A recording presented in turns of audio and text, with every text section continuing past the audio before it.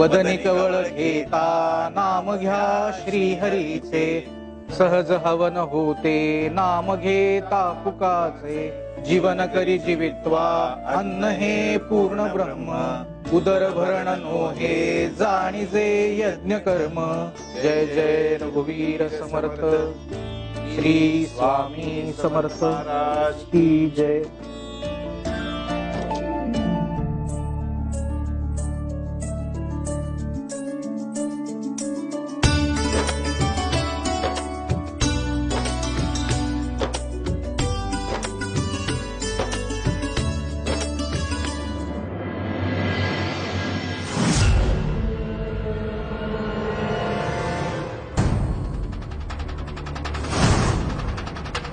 ऐक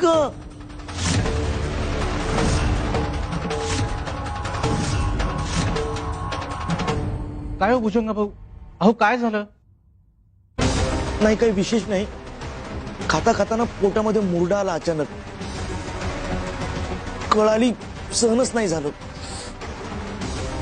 मी तुम्हाला ओवा आणून देऊ का? भुजंगा भाऊ, अहो वात असेल, थोडं खाऊन घ्या म्हणजे बरं वाटेल। नाही, नको। भुजंगा भाऊ, खूप दुखतंय का हो?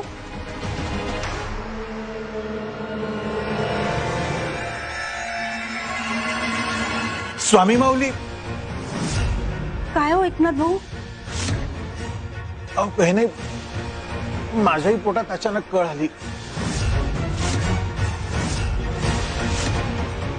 असं वाटलं की आतडं पिवटून काढले कोणीतरी माझं।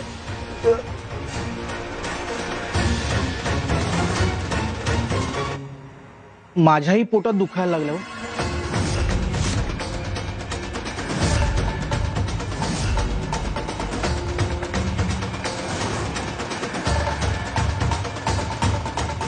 हो, माझ्याही पोटात दुखतंय।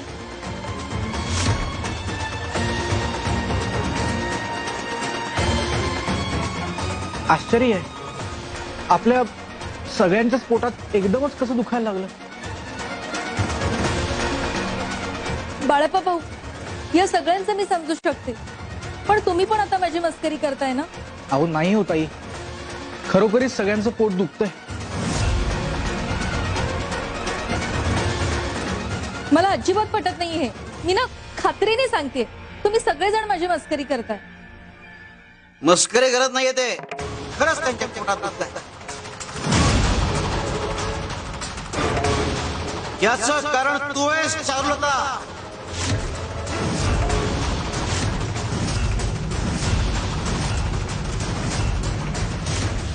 मी हो, मी काही नाही केलं स्वामी।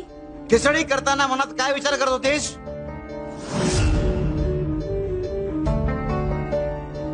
अन्न शिजवताना मनात कायम चांगला विचार करावा, कारण तुमच्या विचारांचे शिजणाऱ्या अन्नावरती परिणाम होत असतात। चांगल्या विचाराने शिजवलेलं अन्न शरीरावर सुपरिणाम करतात आणि वाईट विचाराने शिजवलेलं अन्न शरीरावर दुष्परिणाम करतात। क्षमा करा स्वामी, मी हा विचार करत होते की शिवा नावाड्याला जसा धनलाभ झाला तसा धनलाभ मला झाला तर मी सगळं धन ते माझ्या मुलांना देईन, मग माझी मुलं आणि सुना समाधानाने राहतील। ह्याच विचाराने मी त्रासले होते स्वामी। आता आलं का लक्षात?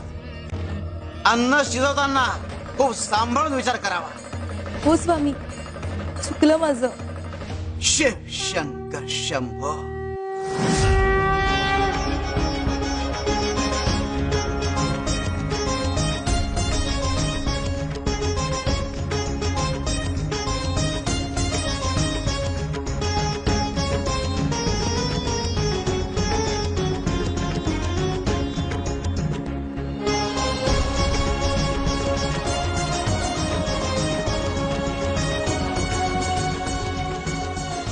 काय रे, थांबले का पोट दुखे?